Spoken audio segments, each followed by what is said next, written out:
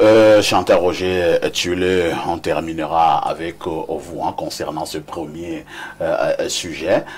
Il y a Saint-Éloi qui évoquait quand même le fait qu'il y a eu des morts. C'est un fait.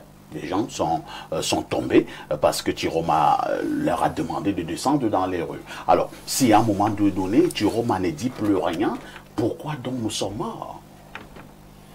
Moi, je ne partage pas l'enthousiasme et l'esprit anti-Tiroma absolument. D'avoir marché un peu auprès d'eux pendant tout ce parcours, ce circuit, je sais que nous avions une ambition politique louable. Être candidat à une élection présidentielle, Valère Bessala a refusé d'intégrer l'équipe de M. Akeremouna. Je crois que je suis arrivé quelques temps après lui. On est allé au-devant de tous ces gens. Et celui qui présentait le plus grand nombre de garanties. Je commence d'abord par dire que ce n'est pas une faute d'être candidat à une élection présidentielle contre M. Biya, contre quelqu'un qui est déjà au pouvoir. C'est même, il avait dit qu'il aimait être retenu par l'histoire comme l'homme qui a apporté la prospérité et la démocratie. Pour la prospérité, on attendra encore un peu, je crois. Mais pour la démocratie, oui, elle autorise qu'il y ait des candidats. Et M. Tiroma en était un. Sans doute y a-t-il quelques divergences de vues après l'élection présidentielle, mais parfait.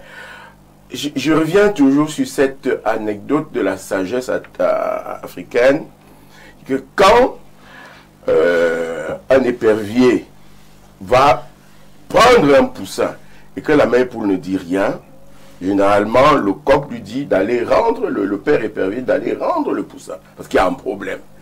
Quand l'épervier revient avec des blessures, et là on dit oui, il y a eu un combat, il y a eu une opposition. Comment expliquez-vous que monsieur qui a de l'ambition, telle qu'il l'a présenté, que monsieur a défendu une cause qui, si je m'en tiens aux résultats qui ont été affichés par Elekam et par tous les autres, a eu 35%, il me semble qu'il ne faut pas négliger son silence.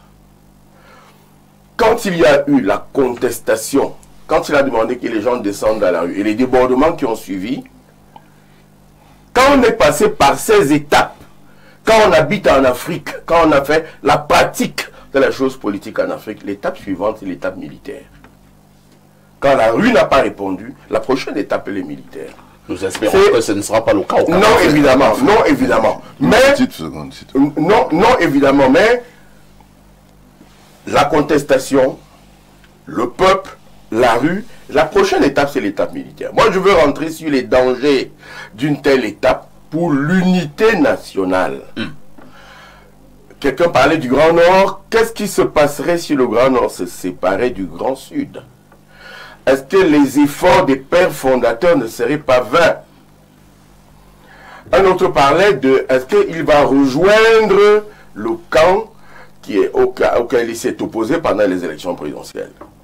Je ne crois pas trahir ici une chose en disant que quelqu'un qui a été cité ici comme président d'un parti politique dont la candidature n'a pas été retenue, s'était proposé comme Premier ministre pendant les négociations. Je veux parler du MRC, le président Kamto. Et lors de vos négociations, vous partagez derrière les postes ministériels. La chose qui était constante, c'était une formation.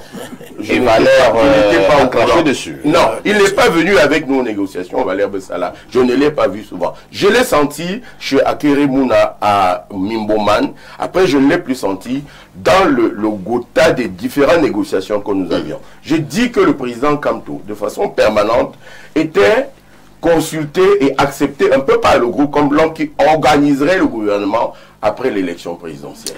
Merci. Donc, je pense, parfait. Nous allons chuter. Ce n'était qu'une mise en bouche. Hein. Oui, oui. Je pense qu'il faut regarder cette situation avec beaucoup d'attention. Pourquoi en est-on arrivé là? Qu'est-ce qui a provoqué cette contestation? On n'a jamais eu autant de morts après une élection présidentielle.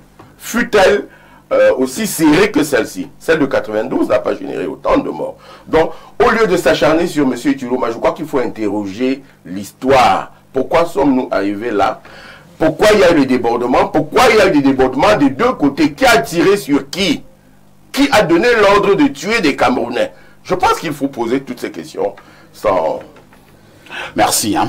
C'est ce qu'il fallait dire ce matin concernant cette mise en bouche.